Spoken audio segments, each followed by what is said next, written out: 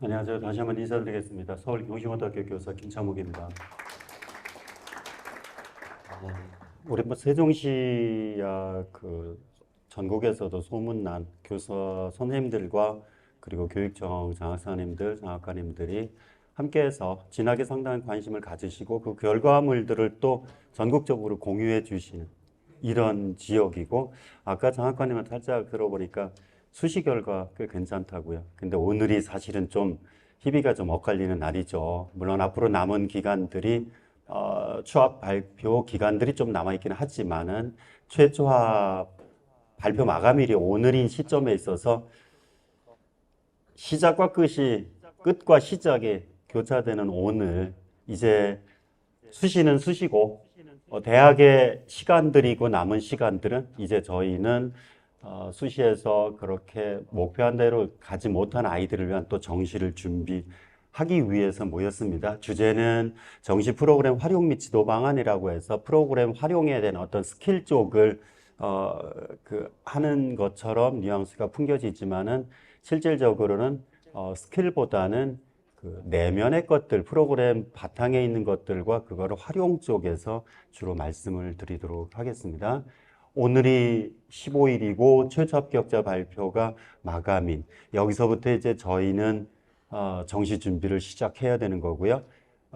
다음 주 21일까지가 등록 기간이라고 한다면 20일부터 일주일 동안 충원 합격 기간이고요. 28일 발표 마감이 여기까지죠. 저희가 또 준비해야 될 것들은 코엑스 박람회 그렇다 쳐도 서울시 교육청 센진학 그 프로그램 오픈 날짜도 기억을 해 주셨으면 좋을 것 같아요.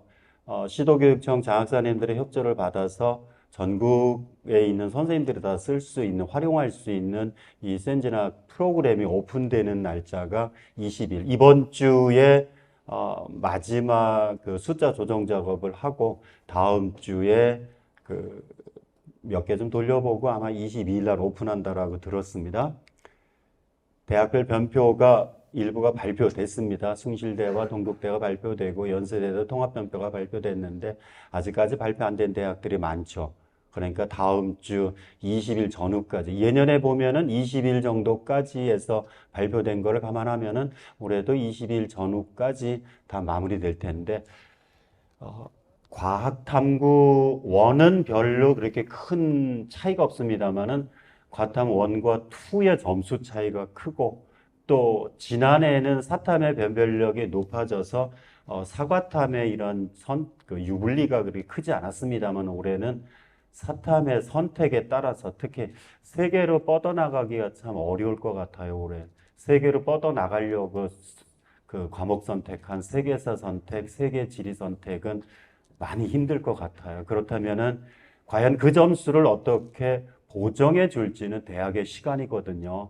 그렇다면은 올해 변표는 예년보다 조금 더 그 필요성과 중요성이 커질 수 있고, 일단 여기까지 지켜보고서 상담 들어가야 되지 않을까. 물론 그 최저 발표에서 합격하지 못한 아이들을 당장 다음 주부터 상담을 하긴 하는데, 그러나 미세한 부분에서의 마무리 상담은 발표 다 끝난 다음까지 지켜봐야 될 거고요.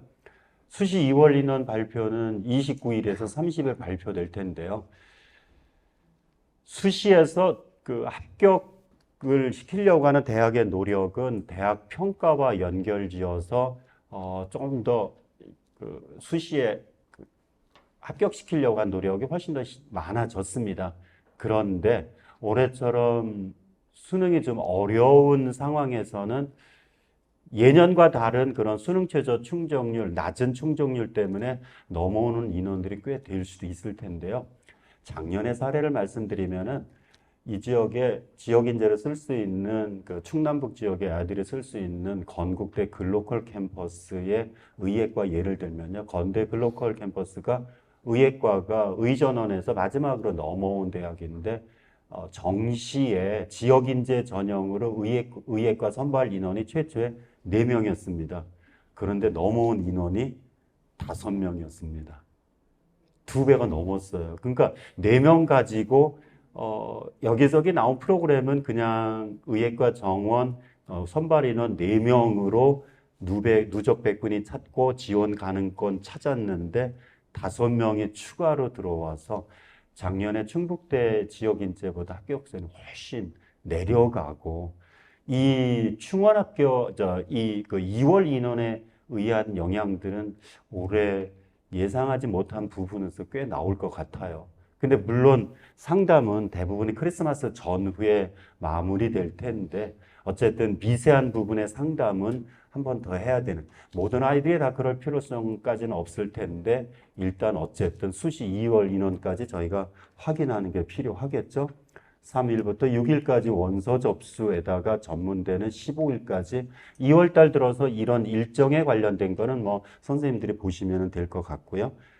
추가 모집이 의외로 기회가 되더라고요. 3년 전까지는 서울의 숭실대, 동국대, 광운대 그 언저리 대학들, 그러니까 15개 대학에서 20개 대학 정도 아래쪽에서만 이 추가 모집을 했는데 작년에 한양대에서도 추가 모집을 했습니다. 인원이 많지는 않습니다. 그렇지만은 수시에서 6번, 정시에서 3번 이런 기회의 제한이 없기 때문에 재수 결심하고 아니면은 지원 자격이 수시와 정시 합격한 자는 지원하지 못한다라고 하는데 수시 합격자는 지원 자격이 아예 없지만은 정시 합격자는 그 추가 모집 시작 전에 등록 취소를 요청하면은 정시 지원 가능합니다. 물론 가능성을 예측하는 건 쉽지는 않습니다. 경쟁률이 뭐 150대 1, 200대까지 가니까. 그렇지만은 4등급 전후한 경우라고 한다면은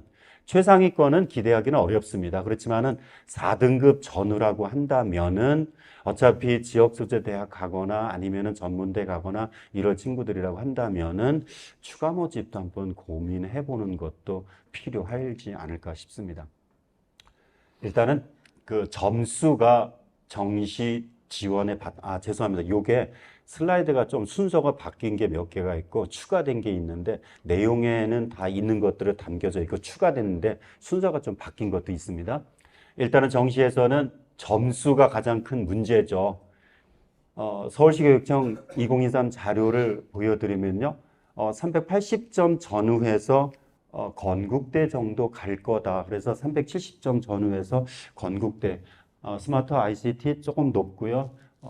그 산림조경은 좀 낮을 것 같고요. 이렇게 그 지원 참고점 자료가 있었고 그러면 건대 가려면은 한 370점대는 나와야 되네요. 맞습니다. 그럼 이렇게 출발을 하겠죠. 근데 370점에서 건대는 지원 가능합니다는 얘기할 수 있지만은 스마트 ICT 381점 정도인데 375점이면 좀 힘들고요. 산림조경 372점 정도인데 380점 정도면 안정권입니다. 라는 얘기를 하실 수가 없습니다. 그러니까 저희가 지금 먼저 정시 지원에 앞서서 점수로 어느 대학 정도까지 갈 수 있다. 표준 점수나 100분이나 어디가에 공개된 평균 100분위 가지고 380점 정도면은 건대는 가는데 서울대는 아마 좀 힘들죠. 연대고대 좀 힘들 거고요. 370점 정도면은 건국대 정도가 가능하다면은 국민대 아래쪽은 충분히 가능합니다. 이런 정도까지는 저희가 얘기할 수 있어요. 근데 이런 참고점 자료를 가지고 1점, 2점, 3점, 4점 가지고 된다 안 된다. 어떤 선생님들은 그래서 안정권은 이런 자료에서 몇 점을 내리면 안정권일까요? 3점 내리면 될까요? 5점 내리면 될까요? 내지는 한 3점, 4점 높은 학과를 지원했을 때 정말 안 될까요? 라는 대답은 하실 수가 없습니다. 사례를 보시면은요. 실제 표본 자료를 통해서 375점 가지고 건국대 지원한 아이들의 합불자를 비교해 봤습니다.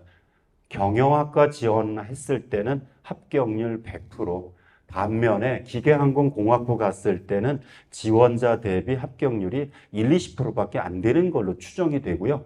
영문과, 그러니까 경영이나 영문과 지원했을 때는 375점으로 합격 가능성 아주 높습니다. 거의 8, 90% 이상 합격 가능성 높습니다라고 하는데 자연계 쪽으로 갔을 때는 사회환경공학부로 갔을 때는 100% 합격 가능성이 있습니다만은 융합생명공학과 갔을 때는 합격 가능성이 없어요. 그러니까 건대를 그냥 370점이면 됩니다. 가운데 잘라서 375점이니까 해볼만 합니다라고 하는 것들은 그 다음 단계에 대한 그 고민을 통한 결과가 포함되어야 됩니다. 단순 표준 점수는 375점입니다만은 건국대와 경희대는 모집 단위별로 환산하는 점수 체계가 크게 네 가지 형태로 인문 두 개, 자연 두 개로 나누어지기 때문에 지원하는 모집 단위에 따라서 달라질 수 있습니다. 그렇다면은 선생님들께서는 야, 건국대 여기 조금 한 3점 높여서 내지는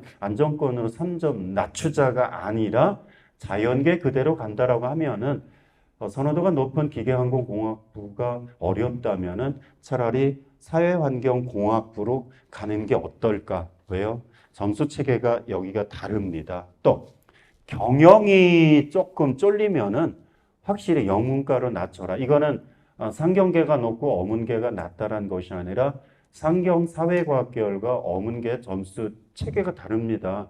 수학의 반영 비율이 중심이 돼서 수학 반영 비율이 높다? 물론 국어가 좀 낮겠죠. 수학 반영 비율이 낮다? 국어가 좀 높겠죠. 이렇게 영역별 반영 비율이 다르기 때문에 점수 체계가 다릅니다. 즉 같은 대학의 그 일정 점수로 대학에 접근은 가능합니다만은 학과에 대한 합불은 그렇게 쉽게 찾아볼 수 있는 게 아니라는 것들이죠. 정시에서 기본은 점수로 대학을 가는 것이 아니라 석차로 간다는 말을 잘 이해를 못 하더라고요. 당연히 점수가 석차 아닌가요? 맞아요. 점수를 바탕으로 석차를 매기긴 하지만은 지원 모집 단위 내에서의 석차라고 하는 겁니다. 즉, 건국대 전체 점수가 몇 점은 되냐가 아니라 모집 단위별 석차에 의한 것, 이때 석차를 산출하는 방법은 단편적으로 한 가지 자료가 아니라 두 개, 세 개, 네 개 여러 가지가 겹쳐져기 때문에 일단은 석차를 만들기 위한 노력이 저희의 기본입니다. 수능 성적에서 100분위 표점의 합이 아니라 대학별 환산 점수까지 가기에는 활용 지표, 표준 점수와 100분위가 올해 유독 탐구에서 중요할 수밖에 없습니다. 특히 사탐이 더더욱 그런 것들이 있고요. 영역별 반영 비율에서 올해 국어, 수학, 영어 탐구가 다 어려웠어요. 이렇게 모든 영역이 어렵게 출제된 경우는 다 잘 치거나 다 망한 아이들보다는 부분적으로 하나 미끄러졌어요라는 아이들이 많습니다. 즉 골고루 잘한 이런 그 시험이 비교적 쉽다 그러면 골고루 잘한 아이들이 비교적 많습니다만은 전체적으로 어려운 해는 한두 과목 펑크난 애들이 있어요. 그렇다면 영역별 반영 비율은 예년보다 훨씬 더 큰 영향을 줄 수 있을 겁니다. 중하위권에서 가산점은 더더욱 필요할 수도 있겠죠. 변표 아까 말씀드린 대로 20일 전후에서 나오는 변표까지가 합쳐져야지 실제 그 점수 차이가 크게 나타나는 거 있다는 보시죠. 그래서 일단 프로그램에 대한 얘기를 말씀드리기 전에 이런 그 변수 역할을 할 수 있는 것들이 올해 어떻게 달라질 수 있는지 먼저 살펴보고 그 다음에 프로그램 쪽을 말씀드릴게요. 이 정시 지원 참고점이라고 하는 것에서 우리는 아이들 성적표를 프로그램에 넣어서 엑셀 프로그램에 넣어서 국어 수학 탐구의 표준 점수 합, 100분위 합 요걸 가지고 이제 출발을 잡기를 하죠. 일단 이런 자료가 흔히 우리가 이야기하는 장판지. 네, 장판지가 이제 무슨 장판지를 쓰느냐라고 하지만은 일단은 어느 동네까지 찾아가는데 장판지는 필요합니다. 대략적으로 몇 점에 어느 정도 대학을 갈 수 있을까요? 라고 하는 정도는 찾아볼 수 있고 아니면은 이제는 뭐 엑셀 그 지원 참고점 자료로 거기다가 점수 범위 넣고 소트하거나 아니면 구체적으로 대학 클릭해서 결과 찾아보는 쪽으로도 이런 자료도 있을 거고요. 이따가 설명드리겠습니다만은 요즘 3년 전부터 우리 그 선생님들이나 수험생 학부모님들이 적은 비용으로 많이 쓰는 자료가 점수 입력해 놓으면은 뻘거죽죽한 걸로 파란색 뜨면은 희망의 색깔이고 빨간색 쪽까지 가면은 뭔가 불길한 그 사이에 연녹색은 녹색 근처고 주황색은 빨간색 근처. 그래서 점수 입력하면은 지원 가능권을 이렇게 적정 점수 이상이다, 이하다, 미만이다 이렇게 보여주는 프로그램을 통해서도 어쨌든 저희 아이들의 이런 백분위 점수, 표준 점수를 가지고 접근이 가능을 하겠죠. 먼저 그러면은 그 프로그램들이 뭐 그 우리 교사 친화적인 입시기관 자료가 이투스죠. 이투스 많이 보내주잖아요. 그리고 종로학원 자료, 그다음에 대성학원 자료도 선생님들한테 많이 보내주는데 기관마다 만드는 방식이 기준이 조금씩 다릅니다. 그래서 우리 선생님들 같은 경우는 대성이 잘 맞아요, 이투스가 잘 맞아요 라고 하는데 기준 자체가 달라서 어떤 게 맞는다라고 보기는 어렵습니다. 일단은 이투스 자료를 가지고 어떻게 만드냐고요.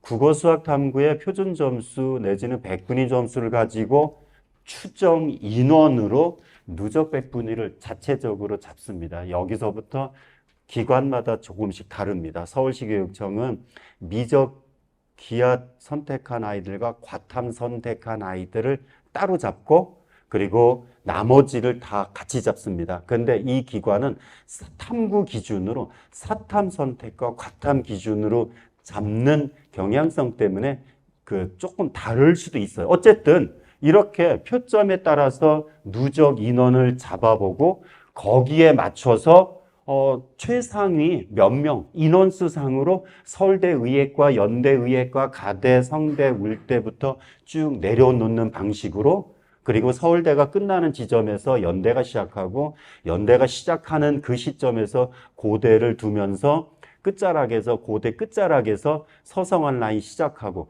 거의 이렇게 기계적으로 잡아요. 그렇다면 여기서 문제가 되는 거는 표본으로 잡고 있는 이 도수가 당연히 점수 차이가 납니다. 대부분 자기네 학원생 중심에다가 일선학교 조금 협조 구해서 재학생 데이터 모아서 하기 때문에 데이터 기준에 따라서 좀 달라질 수 있습니다. 서울시 교육청에서는 시도교육청에 협조를 구해서 해마다 전체 수능 응시 인원의 3분의 1 정도의 실데이터를 모아서 실제 인원, 그런데 모아놓은 인원이 전체 3분의 1 정도라고 한다면은 이 인원의 추정 인원으로 가기까지는 일정 수의 비율을 곱해서 추정 인원을 잡아서 역시 누적비를 만듭니다. 누적비를 만들고 그리고 영역별로 수능 그 점수대를 찾아서 요 정도 점수돼서 여기 399점부터 395점까지 해서 연대 고대 쪽 많이 가고요. 연대 고대 끝자락이 380점 정도 거기에서 끝나는 지점에서 이제 서성한 시작되고요. 그럼 여기가 이게 이투스 자료 다른 점은 여기에 인원으로 인한 누적 백분위에 다르다는 거죠. 그러니까 0.1%는 수능 전체 응시 인원에서 0.1%는 요 의대를 가는 거는 똑같아요. 그렇지만은 미세하게 달라지고 이게 대략 한 30% 정도 누적 기준으로 30% 정도 내려오면은 잡기가 좀 어려울 수도 있습니다. 그래서 그 서울시 교육청에서는 이렇게 일단은 단순 표점으로 지원 가능권을 잡고 그리고 나서 구체적으로 그 지원 대학별로 환산 점수를 산출하고 환산 점수에 의한 지원 참고점 자료를 만들어서 프로그램에 탑재합니다. 그러니까 그 이투스나 대성 이런 데 같은 자료는 그냥 단순 표점 100분위 기준으로 자료가 나오는 거고 물론 온라인으로 유료 회원들 같은 경우는 환산점 자료가 있습니다만은 저희 교사들이 쓰는 것들은 단순 표점 100분위 자료니까 한계가 있다고 하는 것들이 바로 여기서 나타나죠. 대기업 상담 프로그램은 수시에서는 데이터가 120만 건이에요. 전국의 어떤 그 기관보다도 대기업 자료에 이 그 숫자가 많습니다. 학생부 교과 전형이나 종합 전형, 특히 교과 전형은 대기업 프로그램 하나만 봐도 지원이 가능합니다.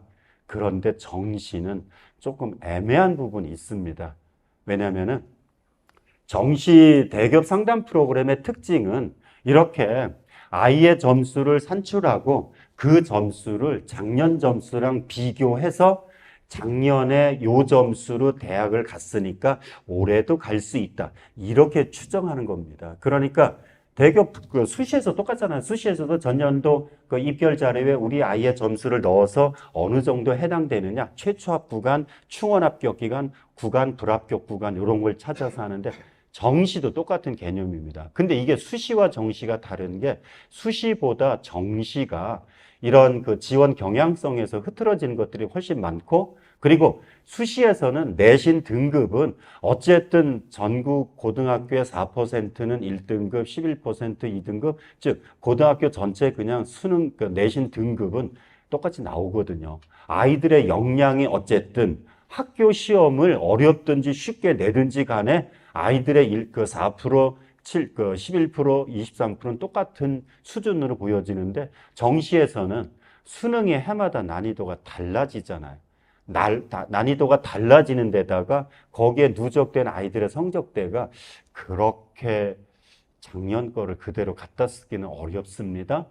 그래서 대기업에서는 2년 전부터 누적비를 가지고 하자 그러는데 이 누적비도 역시 작년 수능의 누적비, 올해 수능의 누적비가 전수 데이터가 아니라 특히 저희 그 대기업의 단점이 수시에서는 강점이 있습니다만은 정시에 졸업생들을 포함한 상위권 성적대가 사실 좀 적은 편이거든요. 그러다 보니까 위쪽부터 누적비 잡는 게 글쎄요, 다른 기관보다 그렇게 정교하지는 않다라고 느껴집니다. 일단 어쨌든 우리 대기업 상담 프로그램은 아이의 성적을 전년 위치에 갖다가 잡아주는 방법 이런 스타일이죠. 그러면은 얼마나 정확했을까요? 우리 선생님들은 항상 여쭤보거든요. 그래서 어떤 거 쓰면 좋아요? 제가 잘 모르는데요. 일단은 제가 경험이 없는데 뭘 쓰면 좋겠어요? 근데 일단 프로그램은 두 가지입니다. 프로그램이 갖는 가치는 정확성과 범용성이라고 저는 찾아볼 수 있는데 정확성은 찾기는 어렵습니다. 오히려 범용성이라는 측면에서 어차피 한 지점을 바라보는 어떤 지점, 어느 대학, 예를 들어 서울대 의예과를 가려고요 라면 그 지점을 쳐다보면서 다양한 자료를 해석할 때 어떤 자료를 많이 활용하느냐가 그걸로 몰리는 거잖아요. 결국 어떤 프로그램을 더 많이 쓰느냐, 범용성 쪽에서 뭔가 그 예측성이 좀 더 높을 수 있고요.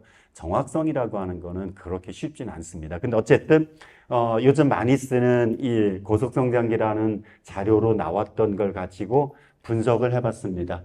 2023학년도에 그 고속성장의 특징은 누적 백분위와 지원 참고점, 환산점으로 나오는데 이 누적 백분위와 지원 참고점을 바꿔서 환산점, 표점으로 추정을 해서 만들어 봤습니다. 예를 들어서 건국 맨 위에 보세요. 건국대 1호 교육과는 건국대 지원한 아이들 중에서 5% 정도에 해당되는 점수가 그 점수가 표점으로 작년 수능에서 370 요 정도면 될 것 같아요. 또 정외과는 그거보다는 1호 교육과보다는 좀 높아서 4.4%고 표점이 한 3점 정도 높은 374점 정도. 요게 작년에 썼던 프로그램입니다. 작년에 프로그램이 이렇게 됐어요. 그래서 결과적으로 올해 그러면은 입결이 나온 걸 바탕으로 추정을 해봤습니다. 요게 작년 지원 누백, 지원 표점.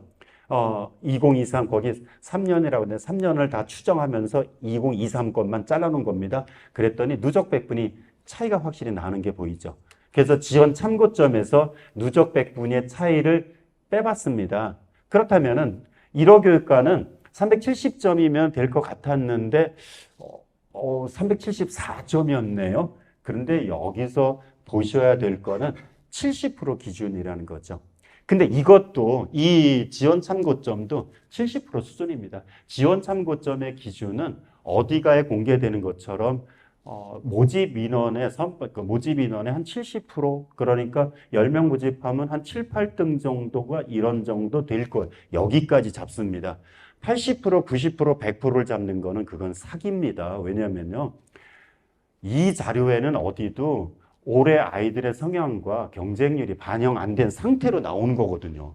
경쟁률이 반영 안 된 상태 속에서 100%입니다라고 하는 거는 그거야말로 100% 사기입니다. 그래서 입시기관의 자료들은 일단 70% 기준으로 잡는데 결과도 70% 찾아보니까 여기는 좀 모자랐네요라고 하지만은 그런데 80%, 90%까지 가면은 합격권에 다 들었습니다. 이따 다른 자료 보여드릴게요.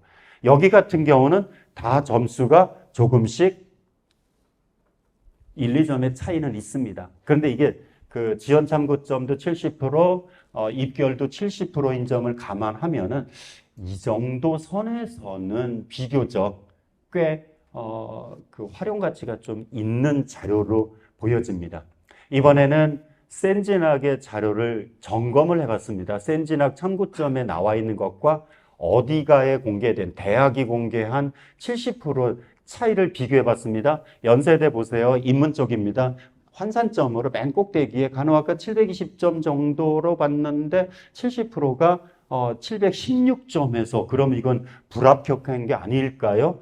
그런데 이 그 30% 아래쪽에서는 충원 합격과 경쟁률에 의해서 늘어질 가능성이 높습니다. 그렇다면 여기서 같은 경우는 대체적으로 점수가 조금 위쪽이었죠. 그러니까 그 센진학이 작년에 조금 너무 빡빡하게 잡았다. 너무 점수가 남는 점수로 잡았다라고 하는 얘기는 들을 수 있습니다.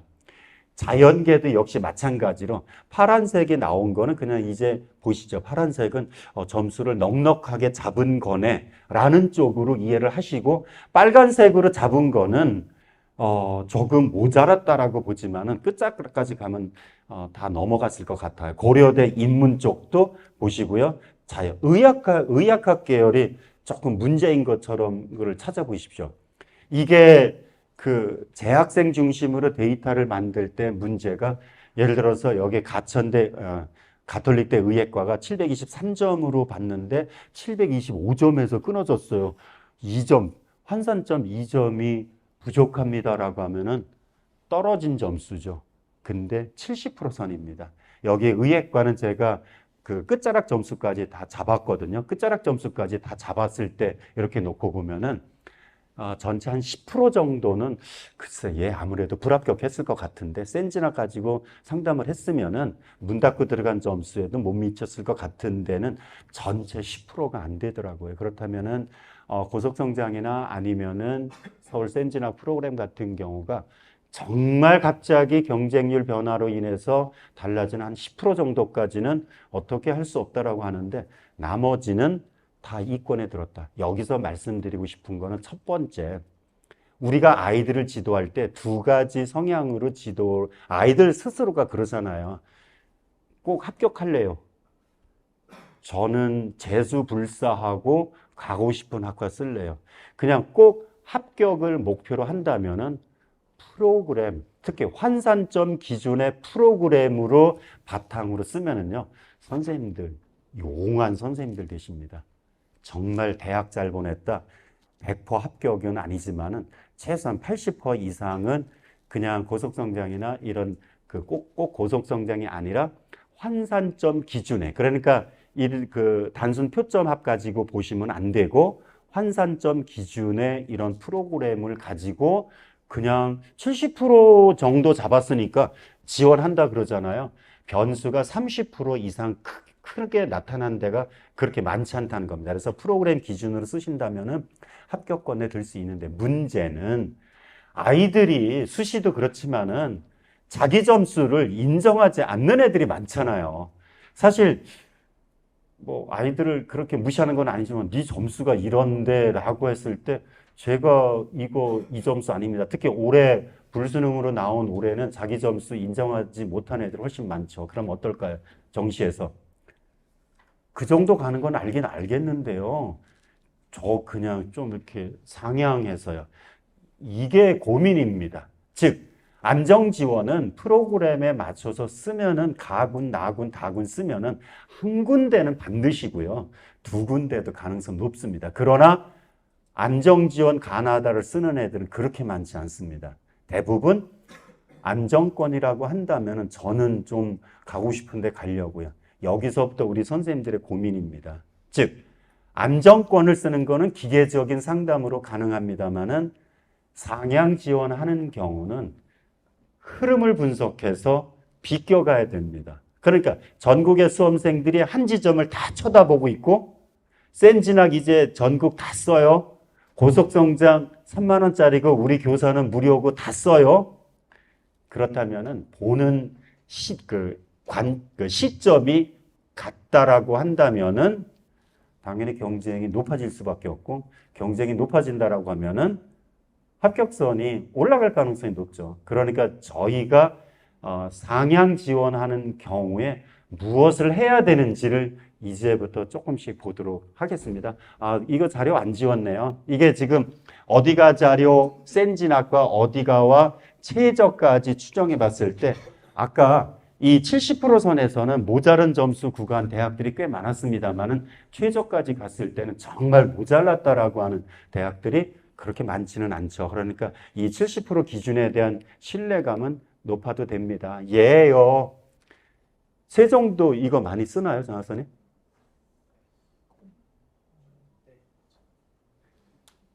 그 진학사 모의 지원 한 10만 원 정도 되는 모의 지원 가지고 기껏 상담하고서 왔더니 그 다음날 애가 아침에 와서 선생님 배터리가 줄었어요. 저는 처음에 진학할 때 그 얘기 듣고서 배터리야, 내가 배터리 가게 주인이야 이 새끼야, 뭔 소리야. 저희는 남학교라서 좀 거칠어요 말이. 근데 애들이 그 다음날 선생님 배터리가 늘었어요. 저 합격하는데요. 이 합격 가능성을 배터리 칸수로 5개를 기준으로 얘기해주는, 얘는 그럼 과연 정확할까요? 사실은 가장 정확하지 않아야 되는데 많이 몰려서 합격권이 그렇게 형성이 됩니다. 왜냐하면 다른 자료는 전년도 입결자들 올해 수능 분석해서 누백 가지고 따져 만들어요. 얘네들 그거 아니에요. 얘네들은 그냥 지원자들의 순위가 어느 정도 되느냐. 물론 거기에서 위쪽 애들, 아래쪽 애들 걸러내고 전년도 이 모의 지원했던 애들 가지고 점수 변환해서 하긴 하는데 다른 기관처럼 그렇게 누백 정확하게 잡지는 않아요. 그래서 이게 맞아서는 안 되는데 애들이 워낙 많이 봐서 글로 몰리더라고요. 그러면은 정말 그렇게 신뢰할 만하냐? 특히 그 수능이 센 학교 지역 같은 데는 학교 선생 얘기 안 믿고 대교 프로그램 쳐다보지도 않고 다짜고짜 일로 들어가요. 서울의 일부 지역은. 어땠을까요? 사례를 보겠습니다. 764점으로 성균관대 지원하려고 다른 군에서는 고대를 지원하고 성균관대를 나군에서 아니요, 맞네요. 그때 가나가 연대고대가 바뀌었는데 이게 3년 전 자료인데 가군에서 고대를 쓰고 나군에서 성대를 쓰려고 했던 아이인데 764점이에요. 지원 참고점이 이 정도 돼야 된다라고 했습니다. 어디를 써야 될까요? 764점이면은 한문교육에 760점대, 나머지는 770점대, 글로벌 경은 780점대, 그냥 뭐 한문교육 써야 되는 게 맞지 않을까요? 그런데 한문교육은 뭐 일단은 고대가 있으니까 한문교육은 안 쓰겠다. 그러면 나머지는 만만한 데가 어딜까요? 다 770점 됩니다. 정시 접수 하루 지나고 나서까지 발표됐을 때도 이렇게 돼서 마지막 날 원서를 어디를 질를까요? 가군이, 고대 가군이 안정권이라고 한다면 다 쓰겠습니다만은 만약에 가군이 고대 달랑달랑한 점수라고 한다면은 아마 성대 한문교육을 썼겠죠. 근데 얘는 고대 해볼만 하다라고 하는 판단하에 한문교육은 싫고 그러면은 고르는데 어디를 고를 것 같아요? 글경과 글로벌 리더는 영향이 되는 애들이 워낙 많이 몰린다라고 하는 이런 게 있고 그러면은 만만한 게 이 사회과학 계열이나 경영인데 모집 인원이 사회과학 계열이 많고 경영이 좀 적어요.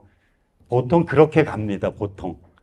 이 글로벌 삼형제는 상위권이 워낙 많아서 안 간다. 그래서 얘가 지원을 사회과학계열로 지원을 했습니다. 근데 입결을 나중에 확인했더니 사회과학계열은 770점에서 끊어졌지만은 글경이 763에서 끊어졌어요. 그러니까 그 모의지원 단계에서의 점수가 반영된 부분도 있고 반영되지 않은 부분도 있고 한문교육이 올라갔죠. 왜 그럴까요? 가군에서 고대를 올려 쓰고 그냥 나군에서 무조건 성대 합격할래 라고 한다면은 끝자락에 한문교육을 쓸 수밖에 없습니다. 근데 이게 다른 데도 마찬가지예요. 이따 보셔야 될 게 이렇게 학과가 대부분의 대학의 학과들은 크게 세 파트로 나누어져서 위쪽 상위권과 중위권과 하위권에서 그럼 하위권은 어떤 대학, 어떤 학과일까요? 성대가 정말 지상 최고의 목표인데 점수가 안 되는 애들. 중경실 라인인데 점수는 성대 꼭 써볼래요. 그러면은 중경실 라인 점수 가지고 성대를 쓸 때 글경이나 글재를 쓸까요? 못 쓸까요? 못 써요. 여기 들어와요. 그러니까 하위권은 요동치입니다. 또 이쪽 애들은 어떤 애들일까요? 사실 성대 정 갈 데 없으면 성대 가지만은 성대 말고 목표가 있는 애들이에요. 그러니까 최상위권과 최하위권은 사실 좀 요동칩니다. 이 해에 유독 글경이 많이 빠졌던 거는 충원율이 좀 높았고요. 이 점수 차이를 보니까 평상시 모의지원 점수보다 20점 가까이 10점에서 18점까지 요동칩니다. 그러니까 이게 이 모의지원이 정확하다라고 하는 것들은 워낙 아이들이 뭐 모의지원 가지고 해요라지만 실제 그게 정확한 기준이 되는 건 아니라고요. 물론 여기에서 진학사가 잘못했다는 얘기는 아닙니다. 이건 아이들의 흐름이 이렇게 움직일 수 있다고 하면은 그러면은 우리가 아이들을 지도할 때 그러면은 그 상향 지원하는 방식이 무엇이냐를 여기서부터 좀 고민을 해보시죠. 올해 자료입니다. 지금까지 발표된 자료입니다. DS, ET, VS, JR은 아시겠죠? 그래도 우리가 공교육권 교사인데 사교육 이름은 갖다 걸지 말자고요. 올해 자료입니다. 배치점 자료라고 이미 엑셀로 나온 자료인데요. 차이 커요. 근데 의예과입니다. 의예과만 따로 추출해 봤습니다. 그랬더니 최고점과 최저점 차이가 뭐 6점 차이 나는 데가 있습니다만은 한 1, 2점 차이가 보통이죠. 상위권은 이렇습니다. 다른 대학을 추출을 해봤습니다. 한양대 에리카 캠퍼스에 자료 추출을 해봤더니 이 네 기관의 자료가 10점에서 10점대 후반까지 차이가 납니다. 그러니까 보험계리학과 종로는 종로군요. 351점, 368점 이렇게 차이가 나요. 어떤 거를 믿고 싶으실까요? 밑으로 가면 더 심해요. 연세대 미래 캠퍼스 자료 보세요. 10점대보다는 20점대 차이가 나고 디지털 헬스케어 같은 경우에 8명 모집하는데 높은 데와 낮은 데가 35점 차이 납니다. 믿어요? 말아요? 그러니까 이게 누적, 그러니까 3등급까지는 어떻게 그나마 좀 참고해 볼 만한데 아래쪽은 참고 의미가 없습니다. 이게 바로 누적비 산출 과정에서 전수 데이터가 아니라 표본 데이터를 수합하기 때문에 어떤 기관의 자료이든지 간에 3등급 아래쪽은 신뢰성은 적죠. 그러면은 좀 더 다양하게 지원하는 방법밖에는 없다는 것들이죠. 작년에 382점으로 지원했던 중앙대 경영학과 사례를 보십시오. 382점에서 단순 표점 382점이 760점부터 738점까지 점수 차이가 몇 점입니까? 40점이 더 벌어집니다. 환산 점수가. 그러니까 아까 그 연세대 미래 캠퍼스 디지털 헬스웨어가 30점 차이가 난다는데 이거 엉터리 아니야?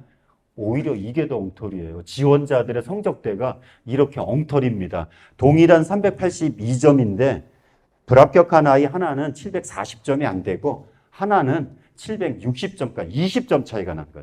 40점이 아니라 20점 차이가 납니다. 그러니까 단순 표점 합에서 올해는 유독 더욱 심해. 작년에는 그 수학의 영향력이 컸는데 올해는 국어 수학에다 영향력을 준다 그러면은 환산점의 차이는 이렇게 벌어질 수밖에 없다는 것들이죠. 그래서 좀 사설이 길었습니다만은 석차가 단순 점수만이 아니라 아까 성균관대 같은 경우는 점수에 의한 차이가 아니라 충원율에 의한 인원에 의한 석차의 변수라는 것들이죠.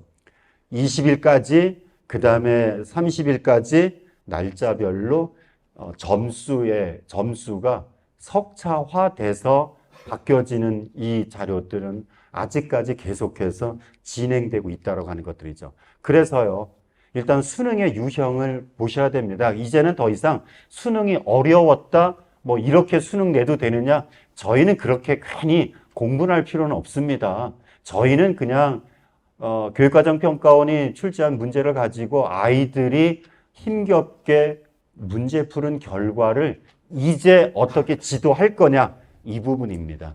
수능이 어렵다 쉽다가 아니라 영역별로 일단 분석을 하고 아이의 점수를 분석하는 게 필요합니다. 영역별 불균형이 당연히 올해는 커질 거고, 그렇다면 저희가 해야 될 게 어떤 거냐, 즉 총점 몇 점이냐라고 하는 것보다는 같은 점수에 같은 등급 내에서도 위쪽이야 아래쪽이야 이게 엄청 클 수 있습니다. 즉 그러니까 수학 뭐 못했어요. 3등급인데 그래도 이게 꼭대기 3등급인지 아래쪽 3등급인지, 영어야 뭐 등급이니까 상관없겠습니다만 탐구가 4탐인 경우라고 한다면 더더욱 위치를 확인하는 것들이 필요합니다. 같은 총점이어도요.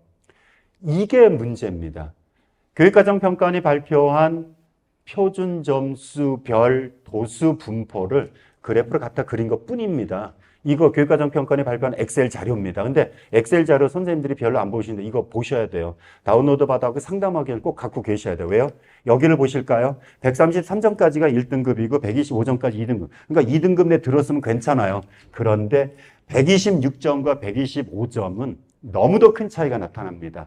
125점이나 국어 120, 올해 겁니다. 125, 126 똑같이 1등급이 한데 125점 받은 아이는 단 1점 차이로 5,000등이 내려갑니다. 왜요? 126점이 5,100명이고요. 125점이 4,500명입니다. 1등급 내에 들은 거는 다행이지만은 단순 표점 1점 차이가 5,000등을 벌려놓습니다. 따라서 아이의 총점이 350점이라고 할 때 그때 국어가 125점인지 126점인지에 따라서 어느 지점에서요? 마지막 그 지원 단계에서 질를 수 있습니다와 못 지릅니다는 똑같은 350점에서 국어가 126점인 아이라면은 얘는 질러도 됩니다만은 만약에 똑같은 350점인데 국어가 125점이고 국어 반영 비율이 높은 데라면은 절대 지를 수가 없습니다. 근데 이게 단순 총점을 환산 점수화 하면은 이게 가려집니다. 가려져요. 그러니까 왜 여기는 되고 여기는, 애들이 왜 여기는 배터리가 3칸이고 여기는 왜 배터리가 5칸이에요?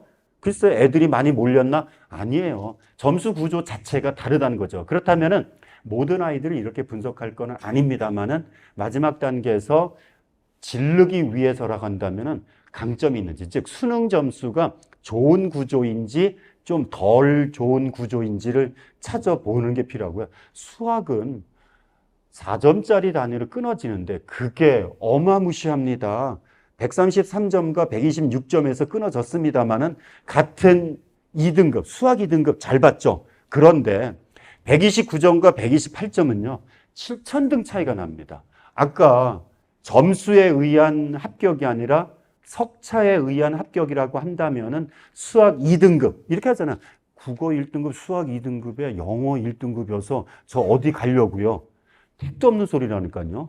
이거 찾아봐야 됩니다. 찾아서 2등급이어도 128점과 129점 차이가 왜 차이가 나는지가, 오히려 이 점수상으로는 130점이 129점보다는 높아요.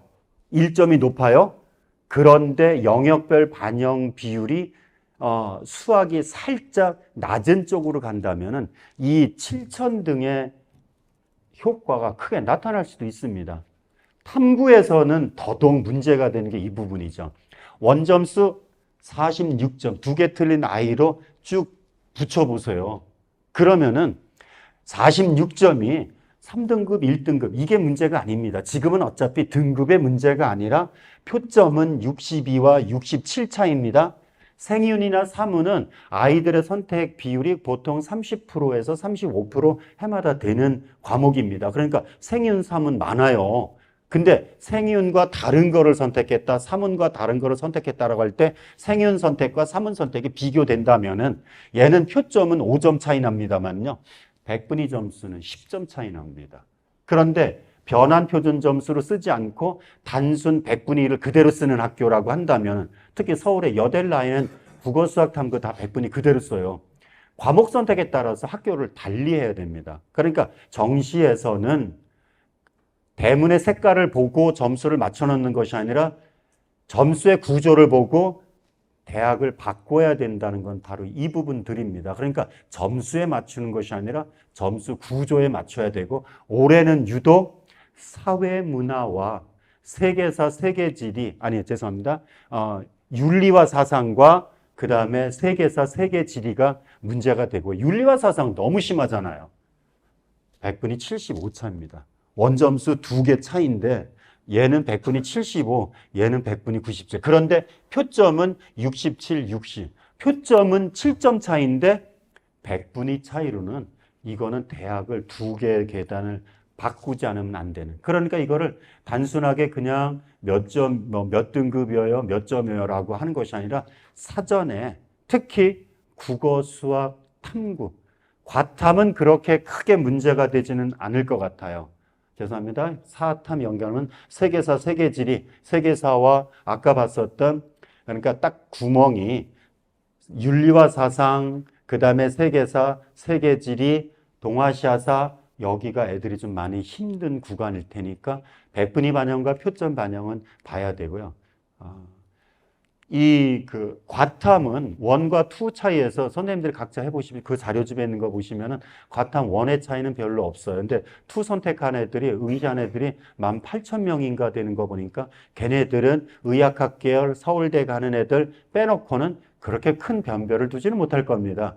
2를 선택했어도 등급이 안 되는 아이들은 뭐 표점 그렇게 문제가 되지는 않아요. 그러니까 과탐은 보통 물화생지 1 선택한 아이들이 대다수라고 한다면은 과탐 1에서는 어떤 과목을 선택했느냐가 큰 문제가 안 되지만은 인문은 어떤 사탐을 선택했느냐가 큰 문제가 될 수 있고요. 사탐과 과탐을 이렇게 정리를 해봤습니다. 아이들의 선택이 많은 조합으로 표점 2개를 합쳐보고요. 백분위를 평균 내보고 거기다가 기계적 변표, 일반 변표를 갖다가 붙여봤습니다. 그러니까 생윤, 사문을 선택한 애들은 표점이 135고 백분위가 99인데 반면에 동사, 세사, 역사 덕후들과 지리 덕후들이 조금 어렵습니다. 얘들 있잖아요. 지리 덕후, 역사 덕후들은 표점에서 차이 나고 백분위 차이가 나는데 만약에 얘네들이 학과 선택을 어차피 인문계니까 인문계 모집단을 가겠죠. 근데 자연계 쪽 아이들이 넘어오는 대로 가면은 얘들은 안 됩니다. 왜냐고요? 이쪽 물리화학생명과학을 물지, 물화, 화생, 화지 이렇게 조합으로 해서 2개가 맞짱 뜬다라고 했을 때 표점 차이, 백분위 차이, 변표 차이를 비교해 봤습니다. 물론 여기에 정법이라든지 경제 그 조합이 없고 2 과목 조합은 없습니다만은 일단은 선택이 많은 아이들을 해봤더니 생윤, 사문 선택한 아이들은 자연계 쪽 아이들랑 맞짱 뜬다면은 백분위 반영이 유리하지 표점이나 변표 반영은 일단 점수가 까인다. 나머지는 무조건 다 불리하다. 그 중에서도 특히 이쪽에 동사, 세사 그룹대가 표점이 차이가 많이 나고 이 부분이 가장 큰 문제입니다. 즉 세사 동사 친 아이들은 조금 더 겸손해져야 되는 역사를 통해서 겸손함을 배우는 결과를 배워야 될 것 같아요. 그러니까 이게 교차 지원한다라고 했을 때 문제가 될 수 있는 것들이죠. 이게 수능입니다. 작년과 올해 수능의 분포를 표준 점수에 따른 도수를 세로에다가 나열하고 그거를 점으로 연결한 겁니다. 파란색이 자연계 미적기와 과탐친 아이들이고 빨간색이 인문계 쪽 친 아이들이라고 생각하면요. 요 구간이 즉 이쪽은 같은 360점을 봤을 때 빨간색이 요거밖에 없고 파란색이 요거밖에 이렇게 높아진다는 거는 자연계 아이들이 2배가 된다는 얘기입니다. 인원수 상으로 표본 데이터에서. 그러면 인문자연이 비슷한 게 어디냐? 290점에서는 인문자연이 비슷하고 점수가 아래로 내려가면은 사탐친 애들이 더 많다. 그런데 이 구간을 작년과 비교하면 작년에는 그 지점이 320점. 근데 올해는 290점. 무슨 얘기일까요? 작년에는 320점 정도 이상에서 과탐친 아이들이 미적 친 아이들이 인문계로 넘어왔을 때 강점이 있었습니다만 올해는 그냥 다 290점부터 출발한다. 두 번째는 이 차이가 벌어진 정도가 작년보다 심하다면은 자연계 우수한 애들이 더 많다. 세 번째, 그래프 구간을 보면은 여기가 비교적 완만하고 저희가 가파라요. 가파르다는 얘기는 도수가 별로 없어서 표준 점수가 따따따 붙었다는 얘기죠. 결국 이걸로 봤을 때는 자연계의 강세는 두드러진다. 인문계 쪽 특히 세사 동사친 아이들 같은 경우에 조심해야 될 필요는 있다. 그러면은 결국 뭐 인문계 쪽으로 넘어오는 애들이 문제가 된다면은 어떤 계열로 많이 넘어오느냐? 최상위권 그룹에서는 대학 보고 들어오는 애들 때문에 어문, 인문 다 똑같이 다 들어온다라고 각오를 해야 되고 아래쪽으로 내려가면은 아무래도 상경계 쪽에 특히 조심해야 되고 어문, 인문 쪽이 그나마 피난처가 될 수 있는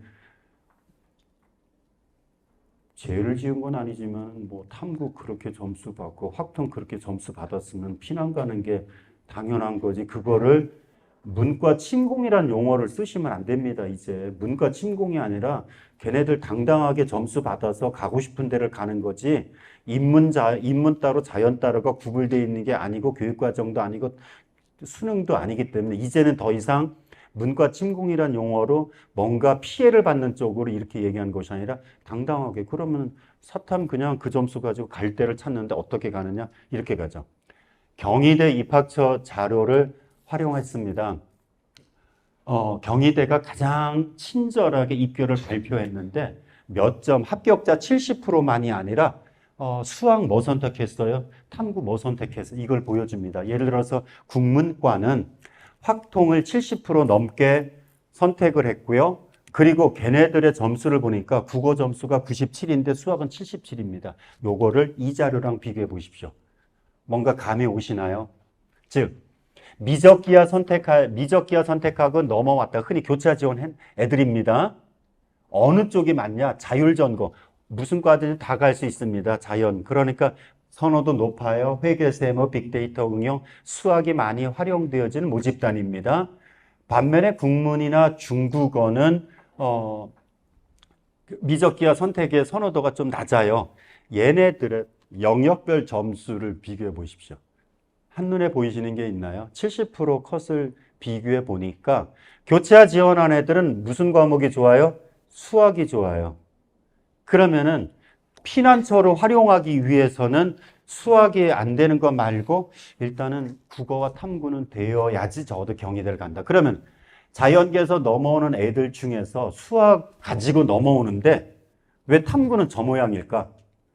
탐구마저 점수가 잘 나왔으면은 여기를 가요, 안 가요?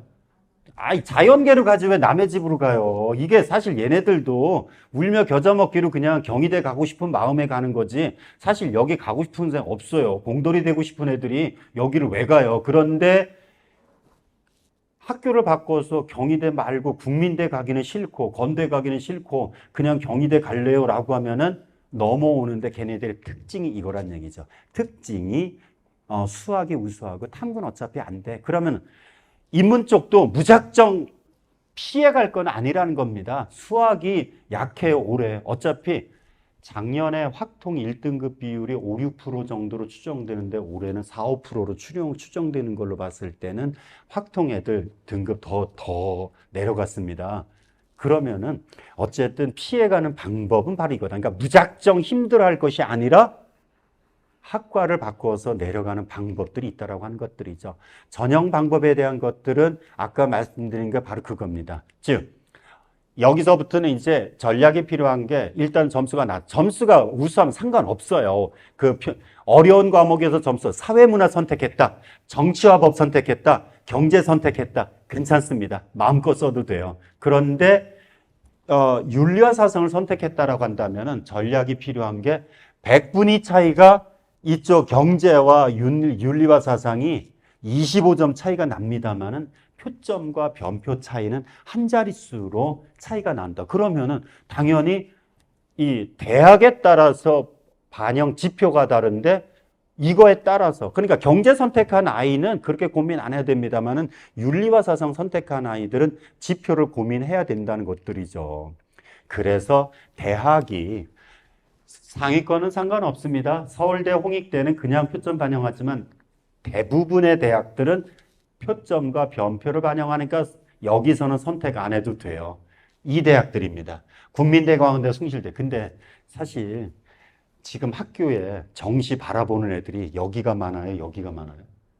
상위권은 어차피 오늘까지 최초 합격자 발표해서 합격권 내 못 들어도 서울대 직윤도 추합 번호 발표 안 하기 때문에 추합에서 나와요. 그러니까 상위권은 어지간하면은 수시에서 다 추합으로 빨려갈 거고 남는 애들은 얘네들이 훨씬 더 많습니다. 위쪽. 근데 얘네들은 점수 구조에 따라서 이제는 정신 차리고 점수 구조에 따라서 광운대보다는 국민대 갈래요라든지 아니면은 뭐 경기대보다 서울과기대요. 선택권 없다라고 해야 됩니다. 그 점수 대해서는. 왜냐고요? 그 반영 지표에 따라서 유불리가 단순 100분의 이렇게 차이가 나는데 그렇게 할 거냐고요? 아니란 얘기죠. 보셔야 됩니다. 변표는 동일 100분위에 동일한 표준 점수를 부여하는 방식입니다. 그럼 변표를 활용하면 어떻게 될까요? 어려운 과목에서 표점 높은 점수를 받은 애들은 점수가 다운되고 100분위는 괜찮은데 쉬워서 100분위가 좀 아쉬워라는 애들은 올라갑니다. 예를 들어서 95점에 해당되는데 여기 표점이 없어요. 여기다가 잘게 쪼갭니다. 63부터 65까지를 쪼개서 점수 넣어요. 얘는 꼭대기 점수예요. 그럼 100분위 90에 점수 없죠? 차점을 그대로 줘서 63점을 그대로 주고요. 여기 쪼개고 이거 그대로 R점수 두어서 어떻게? 다 같은 점수에 100분위를 변환 표준점 같이 부여합니다. 그러면 100분위 99를 보세요. 경제정법은 잘 받았다고 좋아하지만은 변표로 가면은 5점이 깎입니다. 반면에 생활과 윤리는 원래 65점밖에 안 되지만은 1.6점이 올라갑니다. 그러니까 변표를 제대로 봐야 되는 게 그러니까 이게 그냥 앉은 자리에서 점수를 까먹거나 하룻밤 자고 났더니 내 점수가 올라갔어요. 애들은 표점과 100분위 총점을 가지고서 어디 가요 못 가요. 대부분 뭐 울상이겠지만은 자고 나면은 상위권 대학으로의 탐구 점수가 3점, 4점, 5점씩 올라가는 사례도 있을 수가 있다라고 하는 거니까 이거를 계속 지켜보셔야 됩니다. 그래서 변표로 반영하면은 어떤 과목을 선택했느냐에 따른 유불리는 없어집니다.